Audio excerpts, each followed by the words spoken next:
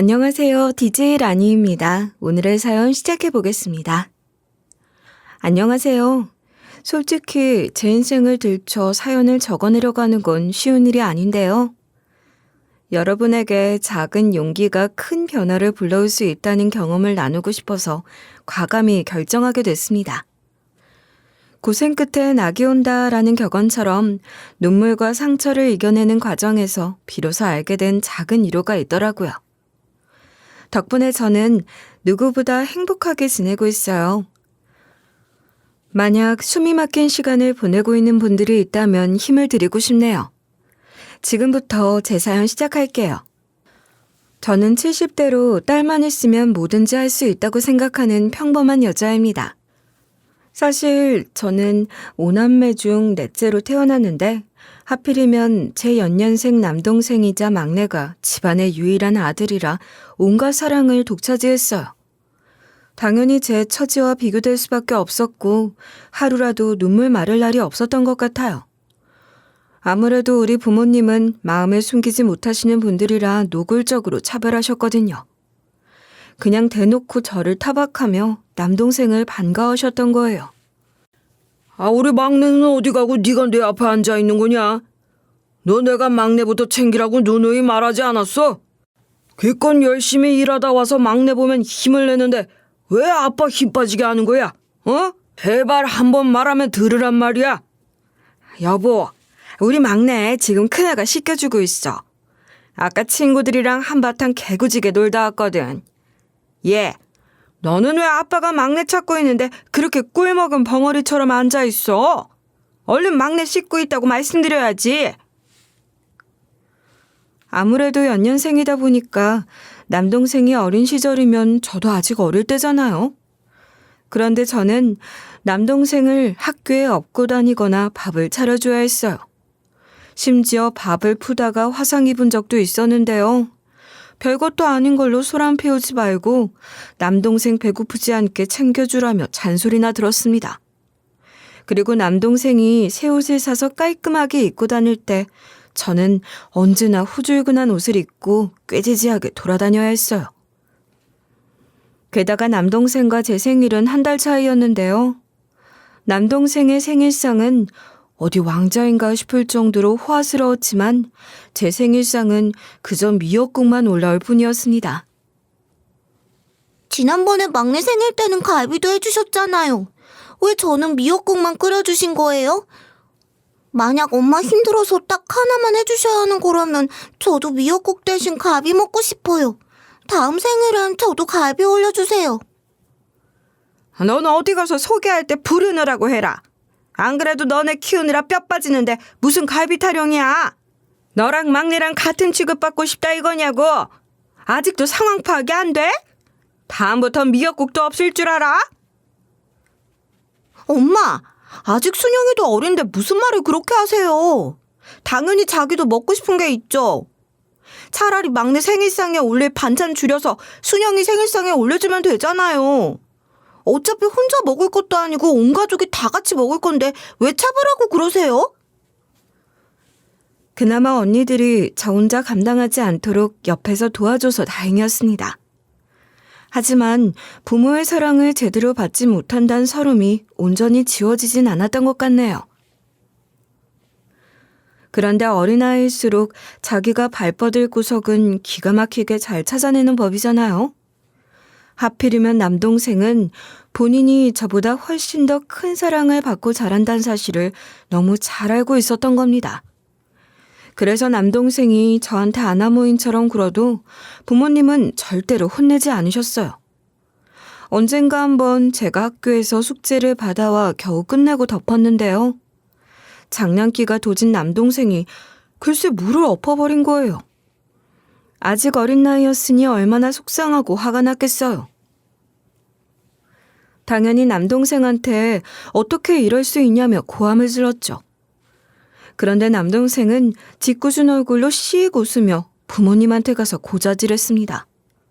아무리 부모님이 남동생을 예뻐하셔도 이런 순간마저 팔이 안으로 굽진 않을 거라고 믿었던 것 같아요. 하지만 부모님은 이번에도 저의 기대를 보기 좋게 배반해 버리더라고요. 아, 어디서 계집애가 목소리를 높여? 너는 이 하나밖에 없는 동생이 예쁘지도 않아? 얼마나 네가 좋고 같이 놀고 싶었으면 그랬겠어. 숙제는 그냥 나중에라도 다시 하면 되는데 왜 심술을 부리냐고. 내가 널 그렇게 키웠어? 도대체 누굴 닮아서 그렇게 드세게 구는 건지 모르겠구나. 너 때문에 하루에도 몇 번씩 실망한다. 나중에 너는 엄마 아빠가 먼저 세상을 떠나면 네 동생은 챙기지도 않고 먼 길 가버릴 것 같구나. 이제 기대도 하지 말아야겠어. 아니, 제가 이런 말까지 들어야 할 정도로 잘못한 게 맞나요? 부모님은 절대로 남동생을 혼내는 일이 없었고 오히려 저를 손가락질했습니다. 아주 그냥 우리 집에서 남동생은 왕자나 다름없었던 거예요. 솔직히 남동생이 너무 얄미워서 어디 갖다 줘버리고 싶었던 적이 한두 번이 아니었어요. 어느 순간부터는 남동생이 따라올까봐 눈도 마주치지 않고 피해버리기도 했죠. 그런데도 남동생은 저한테 나름의 애착을 갖고 있었나 봐요. 원래 저는 남동생이랑 떨어져 있고 싶은 마음이 강했는데요. 꼭 남동생은 제 껌딱지인 것처럼 굴었거든요. 아무래도 부모님 때문에 제가 남동생의 요청을 거부할 수 없어서 본인 말을 잘 들어주니 그랬던 건지, 아니면 그나마 집안에서 나이 차이가 제일 적으니 친밀감을 느껴서 그랬던 건지 모르겠어요. 그러다가 제가 국민학교 3학년이었던 어느 날 친구들이랑 놀러 나가기로 약속한 적이 있었습니다. 그런데 같은 반 여자애들끼리 만나기로 한 거라 도저히 남동생을 데리고 가기 싫더라고요. 하지만 이 녀석이 눈치는 또 빨라가지고 자기도 데려가라며 달라붙기 시작한 거예요. 누나, 지금 놀러 나가려고 하는 거지? 나도 같이 가. 나도 지금 심심하단 말이야. 괜히 누나들 귀찮게 하지 않고 말 잘 들으면 되지 않아? 지난번처럼 땡깡 피우지도 않고 얌전히 옆에 붙어 있을게. 이때 제 머릿속에는 꼭 사이렌이 울리는 것 같은 느낌이었습니다. 분명 이 녀석이 떼쓰기 시작하면 부모님은 왜 막내 괴롭히냐는 식으로 같이 놀아야 한다며 나무라실 게 뻔했으니까요. 그래서 저는 꾀를 내서 남동생에게 같이 숨바꼭질하자고 했어요. 굳이 놀러 나갈 필요 있어? 집에서도 충분히 같이 놀 수 있잖아. 우리 오랜만에 숨바꼭질하는 거 어때? 내가 숨을 테니까 네가 찾아. 그러면 누나가 소원 한 가지 들어줄게. 딱 100초만 세고 찾기 시작하면 돼.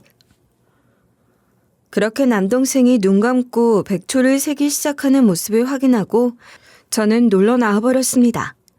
오랜만에 저 혼자서 친구들을 만나 수다를 떠니까 시간 가는 줄 모르겠더라고요.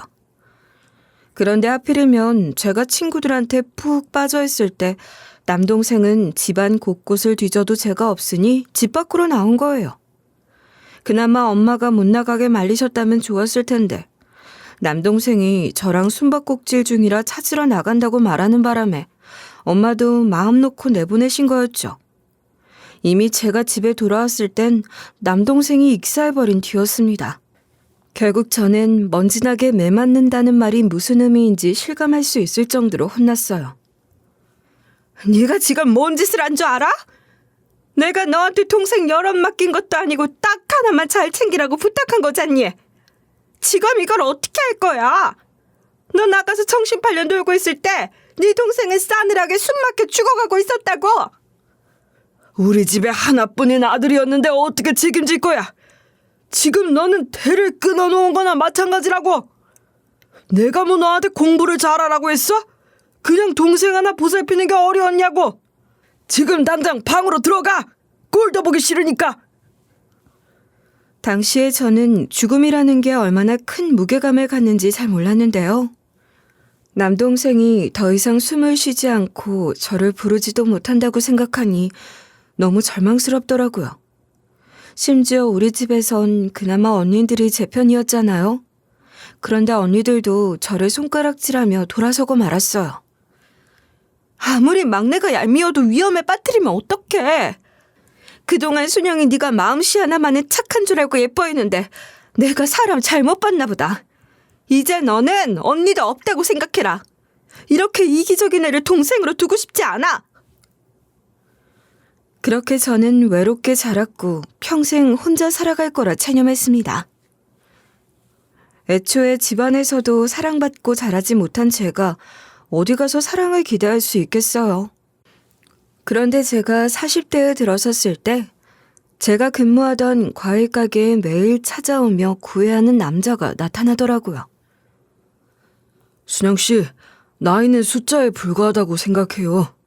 괜히 부담 갖지 말고 제 마음을 진지하게 생각해 주셨으면 좋겠어요. 그냥 스쳐 지나가는 마음으로 고백하는 거 아니에요. 진심으로 순영 씨를 아껴주고 싶어서 그래요.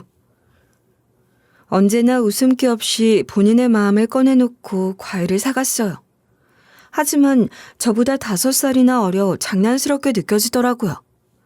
솔직히 오래가지 못할 마음이라고 생각했던 것 같아요.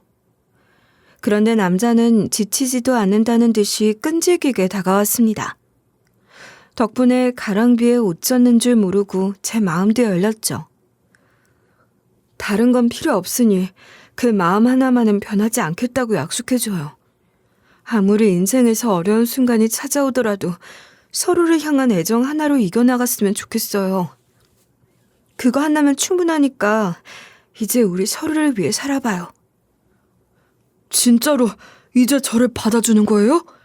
그동안 제가 꾸준하게 고백하는 걸 지켜봤죠? 절대로 변하지 않겠다고 다짐할게요. 무슨 일이 있어도 저는 순영 씨밖에 없어요.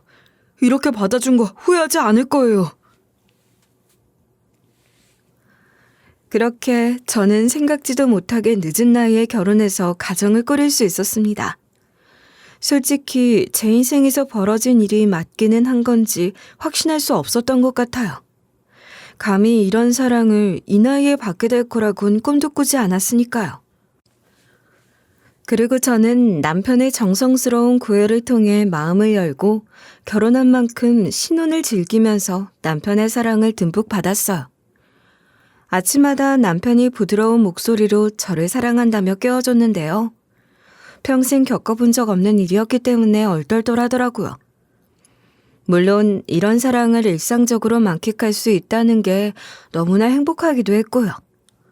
하지만 남편이 저한테 적극적이고 다정했던 거지 시어머니와 시누이까지 호의적이었다는 의미는 아니었습니다.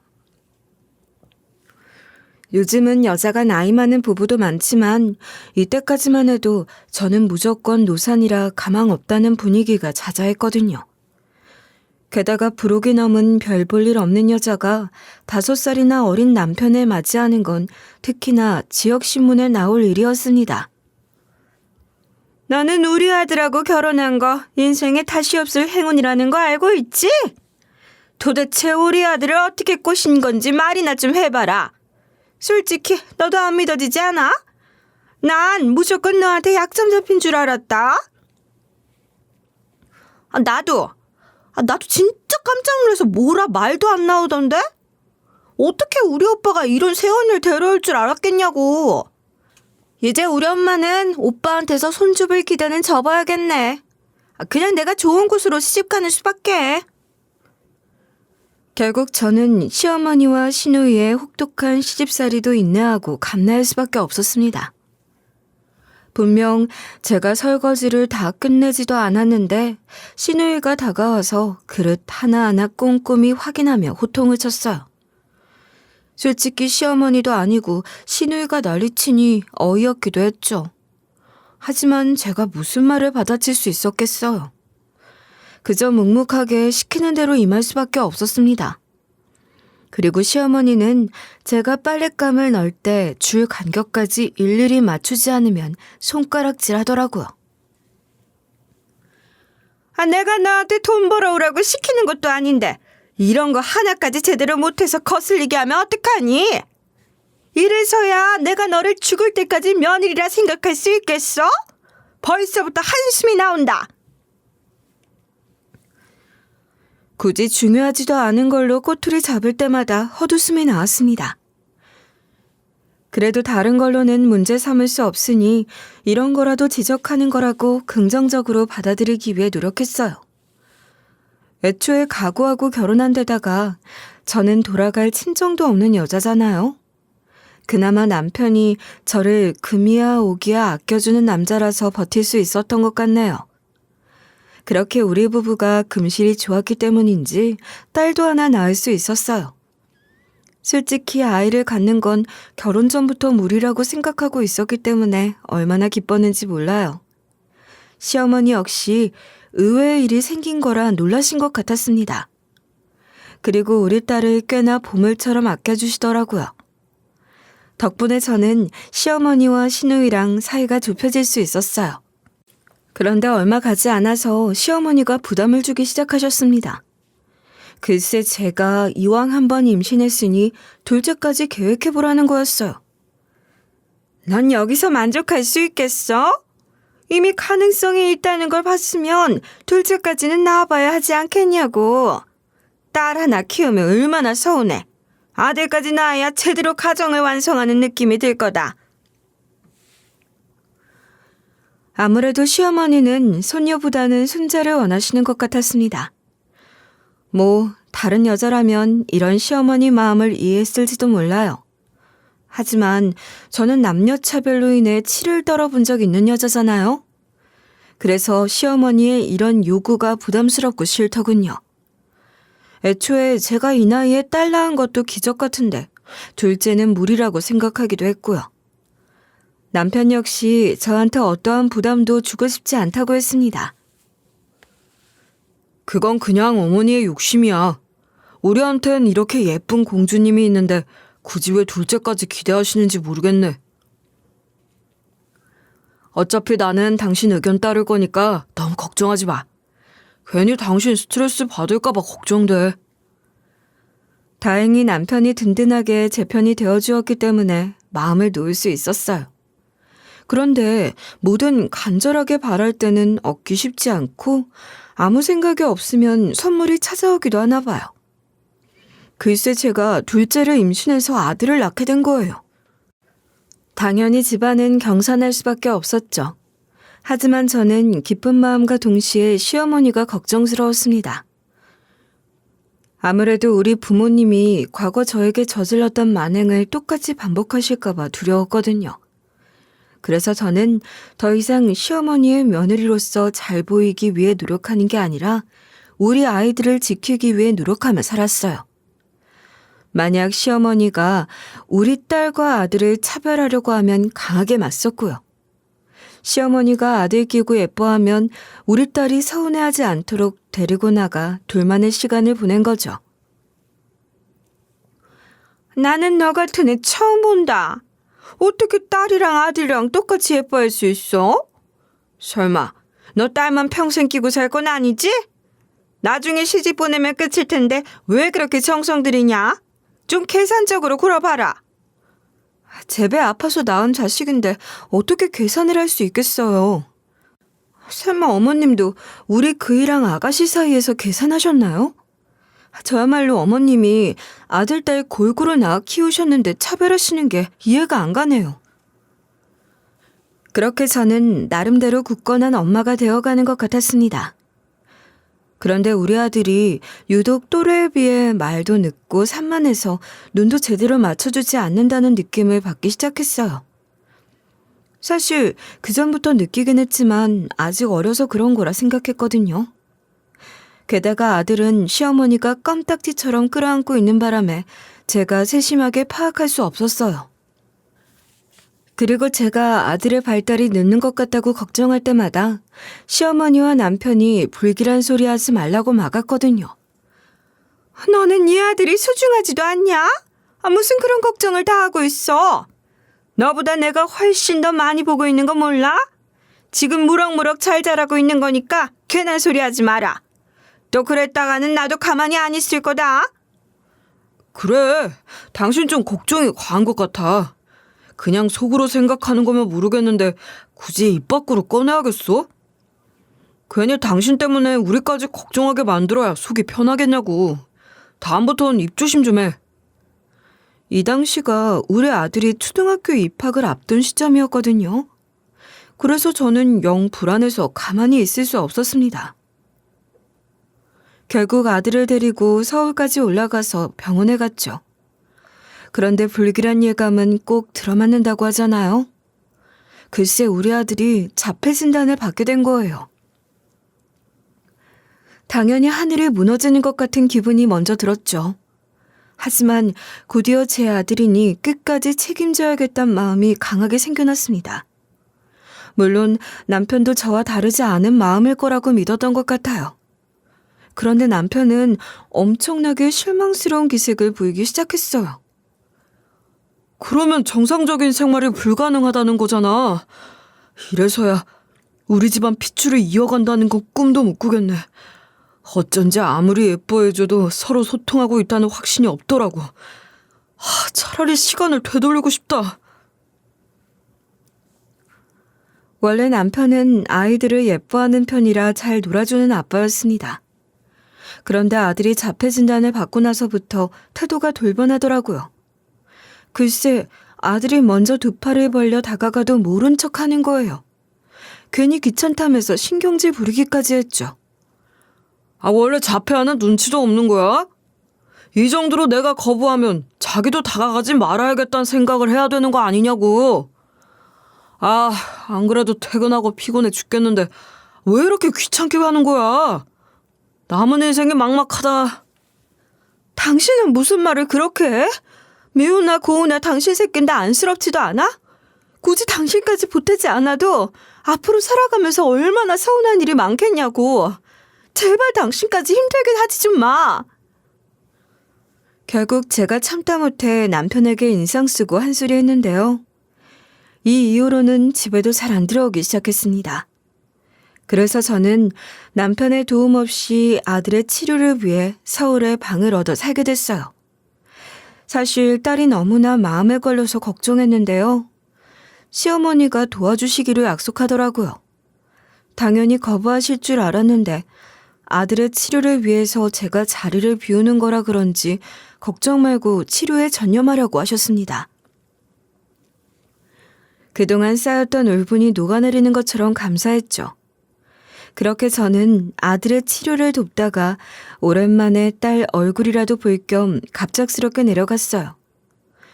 아무래도 우리 딸 역시 아직 어린데 엄마랑 떨어져 있는 상황이라 미안했거든요. 그런데 버선발로 반갑게 마중 나올 줄 알았던 딸이 없더라고요. 글쎄 시어머니가 저 몰라 어디 갖다 줘버렸다는 겁니다. 연아는 이미 내가 다른 집에 키우라고 보내줬다. 차라리 거기서 자라는 게 훨씬 나을 거야. 그 집 부모가 재산은 두둑한데 애가 오랫동안 없었거든.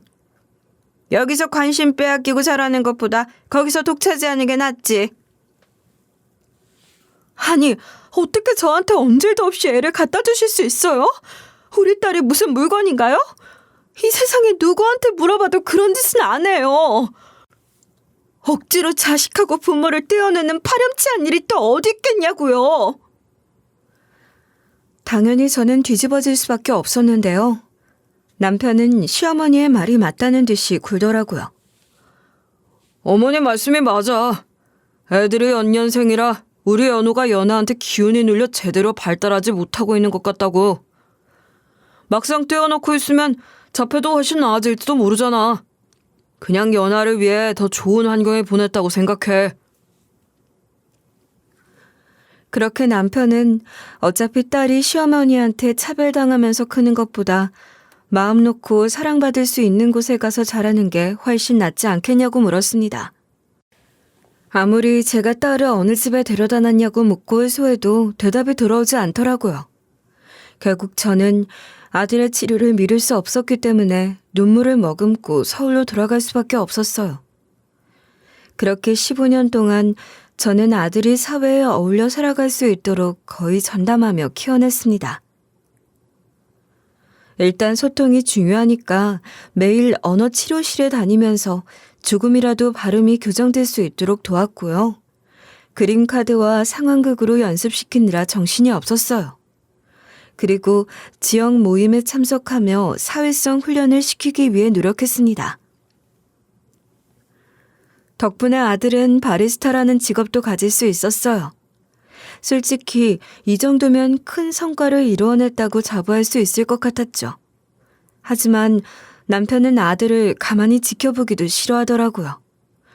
아무래도 본인 인생의 오점이라 여기는 것 같았습니다. 심지어 아들이 직업을 갖게 된 것만으로도 축하할 일이고 대단한 성과인데 남편은 빈정거렸어요.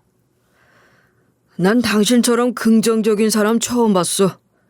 그렇게 서울까지 오고 가면 생고생했는데 겨우 이걸로 만족이 돼? 나라면 그 긴 세월이 아깝고 후회돼서 땅을 칠 텐데 가끔씩 당신이 웃고 있는 모습 볼 때마다 소름 끼쳐. 제가 혼자 낳은 자식도 아니고 남편의 핏줄이기도 한데 이런 식으로 반응할 때면 기가 막히더라고요. 그리고 시어머니 역시 우리 아들을 볼 때마다 혀를 찼습니다. 과거 본인이 끼고 살 정도로 예뻐했다는 건 새까맣게 잊은 것 같았죠. 진짜 하루에도 몇 번씩 땅이 꺼져라 한숨 쉬고 있다. 겨우 이런 손잡으려고 내가 큰 노력을 했던 건가 싶어. 이렇게 허망할 줄 알았더라면 둘째 같은 건 바라지도 않았을 거야. 앞으로는 어떻게 해야 한다니? 심지어 남편은 정상적인 자녀를 갖고 싶다는 억지스러운 이유로 노골적으로 바람도 몇 번 저질렀습니다. 하지만 본인 말과 달리 밖에서 자녀까지 나오진 않더라고요. 그나마 다른 일까지 벌이진 않아서 다행이라고 생각했던 것 같아요. 물론 여러분이 들으시기엔 왜 처음 바람난 걸 알았을 때 진작 이혼하지 않았느냐고 물을 수도 있어요. 하지만 당장 자폐 아들을 키워내는 입장에서 홀로 서는 건 너무 어려운 일이었습니다. 단순히 긍정적인 마음가짐으로 결정할 수 없는 일이었던 거예요. 어쩔 수 없이 저는 남편을 신경 끄기 위해 노력하며 인내하고 또 인내했던 거죠. 그런데 이런 제 노력과 달리 아들이 너무나 이르게 세상을 떠나버리고 말았어요. 그동안 자폐인 평균 수명이 낮다는 것을 알고 있긴 했지만 나름대로 사회생활 착실하게 수행하던 아들이기에 설마 이토록 부주의하게 떠나버릴 줄은 몰랐습니다. 연우야, 그토록 잘해왔는데 어떻게 이렇게 떠날 수가 있어? 제발 눈 좀 떠봐라. 그냥 장난이었다고 말해줘. 이 부족한 엄마가 너한테 해주지 못한 게 너무 많은데 벌써 눈 감으면 어떡한다니? 그렇게 저는 한동안 폐인처럼 살 수밖에 없었습니다. 하루 종일 잠만 자느라 해가 언제 뜨고 지는지도 알 수 없는 나날이 반복됐고요. 겨우 아침에 눈을 뜨면 눈물부터 떨어지는 바람에 밥맛이 사라져서 끼니를 거르기 일쑤였어요. 덕분에 몸은 축 늘어져 소파에 북박이인 것 같았고 피곤도 가시지 않아 외출할 마음이 안 들더라고요. 가끔씩 누군가 걱정하는 연락을 해도 현실을 외면하고 싶은 마음에 휴대폰을 꺼버렸습니다. 도저히 제가 아들을 잃었다는 현실을 인정하고 싶지 않았던 것 같아요. 그런데 남편과 시어머니는 이런 저를 이해하지 못하고 일상생활 중이더라고요. 특히나 본인도 부모면서 크게 타격받지 않은 남편이 원망스러웠습니다. 당신은 감정이라는 게 아예 없어? 어떻게 눈물 한 방울 흘리지 않고 평소처럼 지낼 수 있는 거야? 그동안 연호가 당신 자식이란 생각도 안 하고 있었나 보지? 아무리 그래도 마음속으로는 아끼고 있을 줄 알았어. 이 정도로 지적하면 남편이 뭔가 깨닫고 반성하는 태도를 보일 줄 알았습니다. 하지만 남편과 시어머니는 이런 제 말을 비웃으며 드디어 혹대어 났던 시기였어요. 뭐 당신이야 평생 뒷공문이 쫄쫄 따라다녔으니 슬플 수도 있겠지. 그런데 나는 정도 안 붙이고 살았는데 울고 있을 필요 있어? 오히려 연우나 우리한테 잘된 일일지도 몰라. 서로 고통받지 않게 된 거잖아. 그만 좀 감정적으로 생각해라. 도대체 우리가 뭘 더 어떻게 했어야 하는데? 조금만 더 시간 지나면 너도 짐덩어리 사라졌다고 웃을 날 올 거다. 그동안 존재 자체가 버거웠는데 다행이지 뭐. 당연하게도 저는 가슴이 차갑게 식어버리는 것 같았습니다. 그런데 문득 진짜 바보 같게도 제가 폐인처럼 지내고 있을 때가 아니라는 것을 깨달았어요. 바로 저한텐 죽기 직전까지도 찾기 위해 노력해야 할 딸이 있잖아요. 비록 딸이 아주 어린 나이에 헤어졌던 게 아님에도 불구하고 그동안 저를 찾지 않았던 걸 보면 원망하고 있거나 재회를 원치 않거나 현재 삶에 만족해서 나서지 않는 거라고 여겨졌어요. 그래도 딸이 멀쩡하게 잘 살아있는지 스쳐 지나가기라도 하고 싶더라고요. 그래서 저는 만물상 트럭을 몰고 전국을 돌아다니기 시작했습니다. 물론 남편과 시어머니는 저를 보고 매번 생고생을 자처한다며 손가락질하더군요. 그냥 당신은 그렇게 사는 게 발자인가 보다. 도저히 집안에서 편안히 앉아있는 꼴을 못 보겠어. 이미 연하는 당신 다 잊고 잘 지내고 있을 텐데 뭐하러 찾아 돌아다니겠다는 거야. 오히려 당신 보면 기겁할지도 몰라. 이젠 더 말리지도 않을 거다. 나중에 고생스러웠다면 우리 원망할 생각하지 마라. 굳이 시키지도 않은 짓 해가면서 허송세월 보내겠다는데 우리가 뭘 더 할 수 있겠어? 어차피 네 인생 낭비하는 건데. 아무리 타박을 들어도 아들까지 잃은 마당에 가만히 집에서 그 빈자리를 실감하는 것보다 어디라도 나가고 싶었습니다.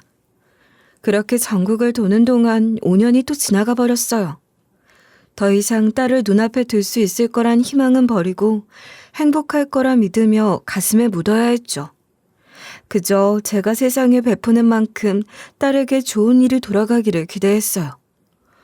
그런데 1955년 6월 16일생 박정자를 애타게 찾는다는 현수막을 보게 됐습니다. 사실 제 이름이 당시 이름으론 흔한 편이지만 생년월일까지 똑같다는 게 흔치 않다고 느껴지더라고요.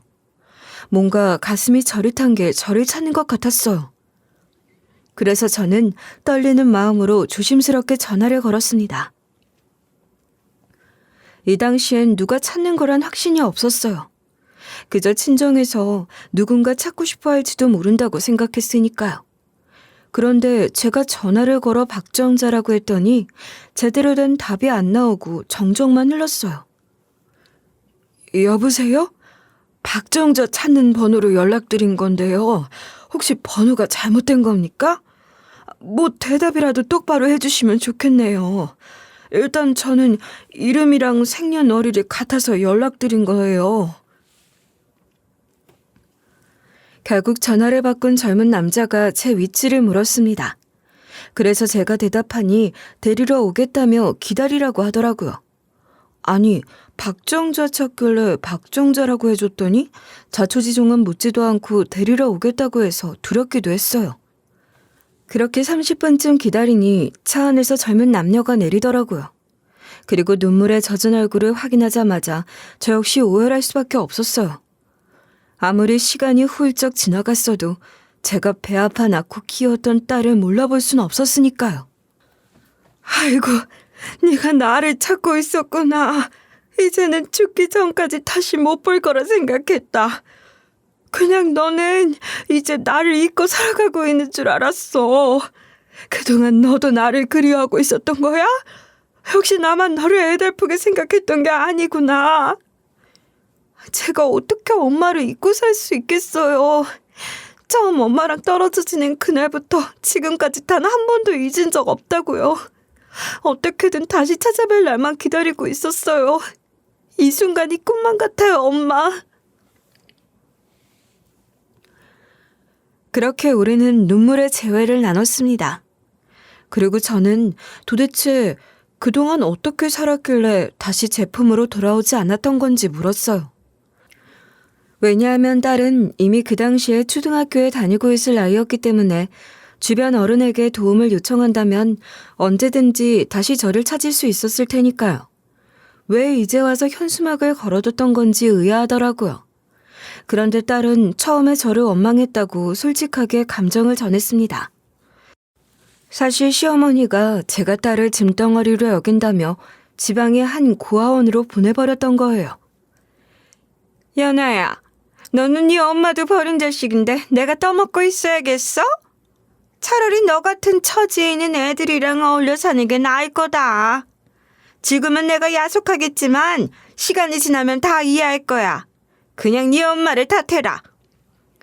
일부러 저랑 엄마랑 이간질 하시는 거죠?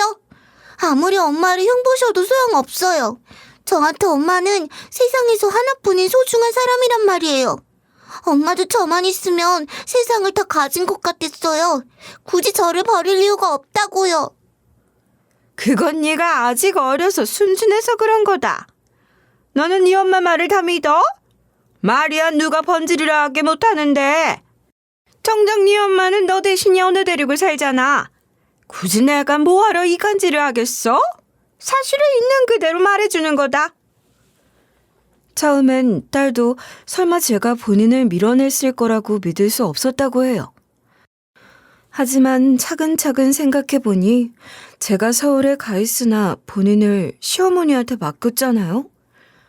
안 그래도 시어머니는 딸보다 아들을 더 예뻐하셨으니 제가 시어머니한테 본인을 맡긴 것도 이제는 뭔가 덜 사랑해서 그런 거라 생각하게 됐대요. 결국 딸은 체념하고 고아원에 머무르게 됐는데요. 시간이 흐르면서 저를 원망하기보다는 이해하는 쪽으로 마음이 바뀌었다고 합니다. 실제로 제가 시어머니한테 떠맡기고 짐덩어리로 여긴 거라 해도 얼마나 자폐아들 돌보는 게 고단했으면 그런 선택을 했을까 싶었대요. 그래서 딸은 언젠가 떳떳한 모습으로 다시 만나기를 소망하며 열심히 공부하고 노력해 대기업에 들어갔다고 했어요. 그리고 결혼을 앞두게 되어 저를 간절히 찾게 된 거죠. 솔직히 결혼 전까지 진짜 찾을 수 있을 거라는 기대는 하지 못했다고 하더라고요. 그런데 생각지도 못하게 이렇게 기적이 일어나고 만 거죠. 비록 엄마 손길 받지 못하고 자란 시간이 훨씬 길었지만 한 번 엄마는 영원히 엄마잖아요. 이제 저 진짜 잘 자라서 번듯하게 가정을 이루게 됐다고 보여드리고 싶었어요. 이게 다 엄마가 저를 낳아주셨기 때문이니까요. 그냥 이 세상에 낳기만 하고 제대로 돌봐주지도 못했는데 이런 마음을 받아도 되는 건지 모르겠구나. 네 인생이 잘 풀린 건 다 네 덕이다. 내가 잘한 건 아무것도 없어. 심지어 나를 찾아준 것도 너잖아. 그렇게 저는 예비 사위와도 인사를 나눴습니다. 갑작스럽게 딸을 되찾고 예비 사위까지 맞이하게 됐다고 생각하니 신기하더라고요. 그리고 저는 어디 입양되지도 않고 착실하게 살아온 딸을 껴안아줬어요. 얼마나 인생이 막막하고 두려웠을지 가늠도 안 돼서 기특하기만 했던 것 같아요. 그리고 저도 어떻게 살아왔는지 조심스럽게 알려줬습니다. 이미 아들이 먼저 세상을 떠났다고 하니 딸도 많이 슬퍼하더라고요. 사실 남편의 악질적인 근황은 숨기려고 했습니다. 굳이 오랜만에 재회한 딸에게 안 좋은 이야기를 꺼내고 싶진 않았으니까요. 아무리 제가 고생해봤자 딸보다 더 많이 힘들겠어요. 굳이 제가 얼마나 마음고생했는지 알릴 필요는 없다고 생각했습니다. 그런데 딸은 제가 애써 말하지 않으려고 하는데도 먼저 남편의 이야기를 꺼내며 분노했어요.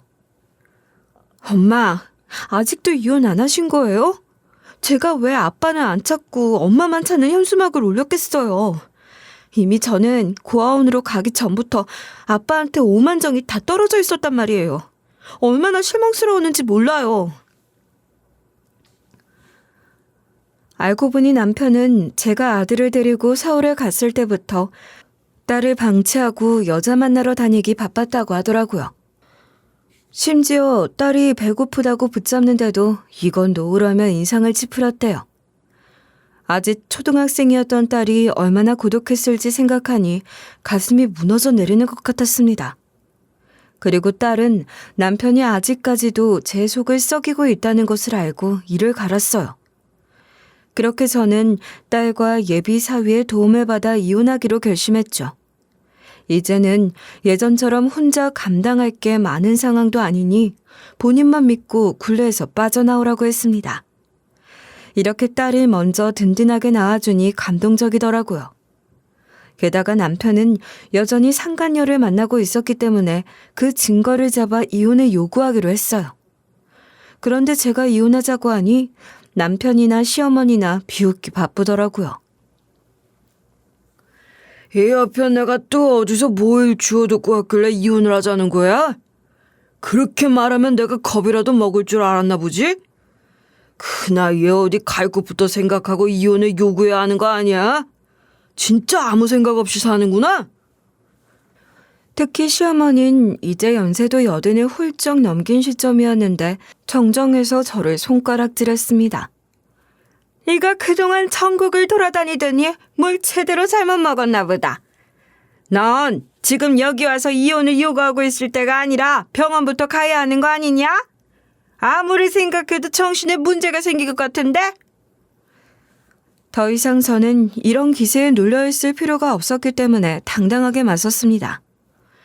이제는 제 뒤에 딸과 예비 사이가 있다는 것까지 소상하게 밝혔어요.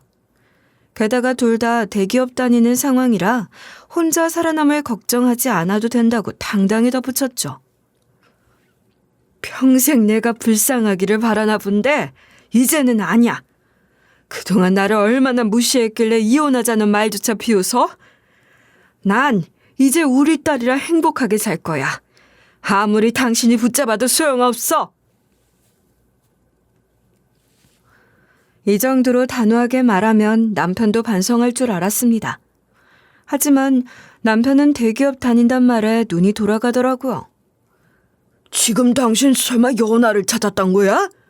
그런데 연하가 대기업에 다니는 거고? 그러면 당장 나도 만나게 해줘야 하는 거 아니야? 나도 연하를 이 세상에 태어나게 만든 아빠로서 효도받아야 한다고. 심지어 남편은 제 뒤를 밟아 딸과 예비 사이 만나는 자리까지 따라붙기도 했습니다. 아무래도 세월이 지나서 딸이 본인을 용서했을 거라고 생각하는 것 같더라고요. 하지만 남편이 새카맣게 잊었어도 딸에겐 절대로 잊을 수 없는 기억이었을 거예요. 아니나 다를까 딸은 남편의 얼굴을 보자마자 강경하게 힐난하더군요. 설마 아빠 지금 저 보겠다고 엄마 몰래 따라오신 거예요? 도대체 얼마나 양심이 없고 염치가 없어야 가능한 거죠? 예전에 바람 피우러 나가겠다고 저 내동댕이 친 거 잊으셨어요? 설마 사과도 없이 저한테 얻어먹으려고 하시는 건가요? 결국 남편은 사람들 다 있는 카페에서 제대로 쪽당하고 말았습니다. 안 그래도 딸과 예비 사이가 우리 집 근처 카페로 와줬던 거라 동네 사람들한테 얼굴 다 팔린 거죠. 그게 아이고 진짜 미안하다.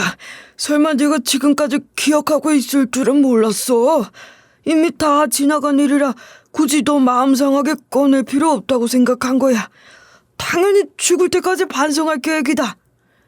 그럼 집에 가서 반성이나 하시지 왜 빤히 얼굴 들고 찾아오셨어요? 꼴도 보기 싫으니 제발 눈앞에서 사라져 주세요. 아무리 여자가 고파도 딸이 고아원에 버려졌는데 입 다물고 살아간 남자를 아빠로 생각하기 싫어요. 아무리 남편이 쩔쩔매면서 용서를 구해도 딸의 마음은 돌아서지 않았습니다. 아예 눈도 마주치지 않고 무시하더라고요. 그렇게 저는 원하는 뜻을 이루며 남편과 이혼할 수 있었어요. 물론 상간녀한테까지 위자료 충분히 받았죠. 그동안 체념하고 살아온 세월이 길었기에 오랫동안 이 순간을 기다려온 건 아니었지만 드디어 되찾은 자유가 반가웠습니다. 아무래도 딸과 예비 사이 덕분이 크다고 생각했어요. 만약 너랑 최서방 아니었으면 내가 이런 용기를 낼 수 있었을지 모르겠다. 꼭 너를 다시 만난 것도 그렇고 여러모로 제2의 인생이 펼쳐진 기분이야. 다시 태어난 것처럼 살면서 너한테 못다한 사랑 듬뿍 줄 거다. 아이 참, 엄마한테 뭐 받아내겠다고 도와드린 거 아닌데요. 그냥 엄마를 사랑하는 만큼 이제 마음 놓고 행복하시길 바라기 때문에 도와드린 거예요. 이건 우리 신랑 생각도 마찬가지예요. 오히려 저희가 더 사랑해드릴 테니 기다리세요. 그렇게 우리는 하나의 큰일을 마무리했기 때문에 먼저 떠나버린 아들을 생각할 수밖에 없었습니다. 그리고 저는 딸을 데리고 아들이 있는 납골당에 가서 인사했어요.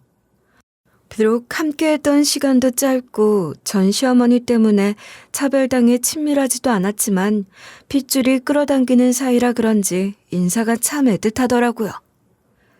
연우야, 다시 만났을 때 반갑게 인사할 수 있기만을 바랐는데 먼저 허망하게 떠나버렸을 줄은 몰랐어. 이럴 줄 알았다면 너한테 살갑게 굴었을 텐데. 그때는 네가 부러워서 미워하기도 했던 것 같아. 이젠 내가 엄마 모실 테니 넌 걱정 말고 거기서 자유롭게 지내길 바라. 아무래도 민망할까봐 굳이 아는 척하진 않았는데요.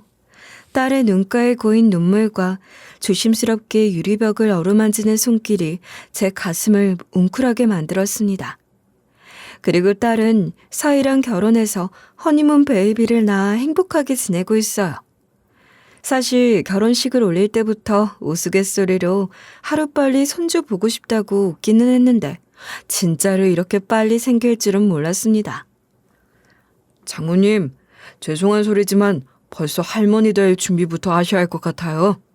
저희도 이렇게 빨리 축복이 찾아올 줄은 몰랐는데 저 닮아서 성격이 좀 급한가 봐요. 이제 저는 10달 동안 와이프만의 하인으로 살아볼 테니 다른 걱정은 마세요.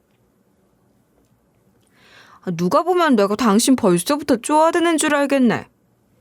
우리 엄마가 당신 예뻐하는 거 알고 괜히 고자질하는 거 아니지? 엄마, 우리 겉으로는 티격태격해도 나름 알콩달콩 지내고 있으니 마음 놔도 돼요. 둘이 지금 내 앞에서 얼마나 서로 사랑하는지 겨루기라도 하는 거냐? 사실 신혼을 즐기지 못하는 건 아쉬울 수도 있겠지만 애가 태어나고 나면 세상이 훨씬 넓어질 거다. 미리 새로운 행복 찾게 된 걸 축하해. 둘 다 저한테 임신 소식을 알리며 멋쩍게 웃더라고요. 물론 갑작스러웠다고 해서 꺼렸다는 건 아니에요. 사랑하는 우리 딸에게 축복이 찾아왔다는데 이 세상에 어떤 엄마가 굳이 못마땅하게 여기겠어요. 그저 딸이 10달 무사히 보내며 새로운 행복을 만끽할 수 있기를 소망했습니다. 저 역시 딸을 낳고 나서 다시 태어난 것처럼 즐거웠으니까요. 그리고 사위가 딸에게 지극정성으로 노력하는 모습을 보며 다시 한번 안심할 수 있었죠. 분명 화목하고 아늑한 가정을 꾸릴 거라고 확신할 수 있었거든요. 사실 사위는 부모가 안 계시기 때문에 제가 손주를 돌봐주고 있는데요. 가끔 몸이 고되긴 하지만 만족스러운 일상을 보내고 있다고 생각해요. 특히 손주가 태어나고 딸이 산후조리를 하는 동안 저는 아이 젖병을 삶고 기저귀를 갈고 밤잠 설쳐가며 딸 곁을 정성껏 지켰습니다. 분명 내 품 안에 쏙 들어오는 초등학생이었는데 언제 이렇게 커서 아이를 낳은 건지. 분명 연아 너는 나보다 좋은 엄마가 될 수 있을 거야. 다른 건 신경 쓰지 않아도 되도록 내가 뒤를 든든히 지켜줄게. 이미 잠든 딸에게 꼭 주문을 걸듯이 속삭였습니다. 비록 딸은 제 말을 듣지 못했지만 저는 진심으로 딸을 지켜주고 싶었어요. 그동안 엄마로서 최선을 다해주지 못했다는 한이 남아있었으니까요.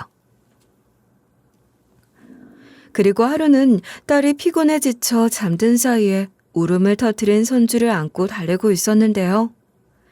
문득 손주의 얼굴을 들여다보니 눈매며 인매가 딸 어렸을 때랑 판박이더라고요. 그제야 제가 손주를 품어주기 위해 그렇게 고단한 세월을 견뎌냈다는 생각이 들었습니다.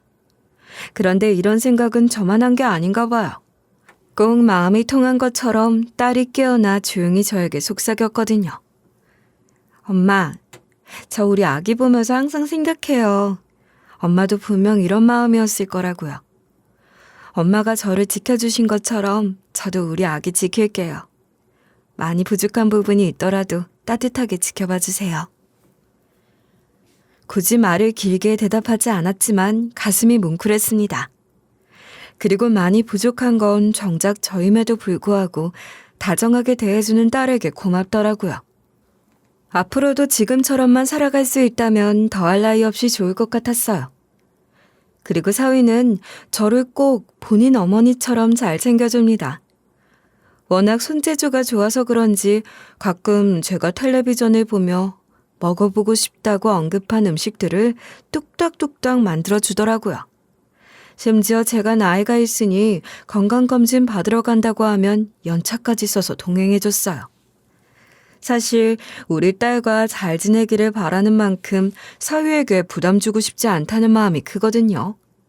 그런데 사위는 이런 저의 마음을 이미 다 알고 있다는 듯이 굳이 부탁하지 않아도 먼저 다가와 줬습니다. 얼마나 든든하고 예뻐 보이는지 말로 다 표현할 수 없어요.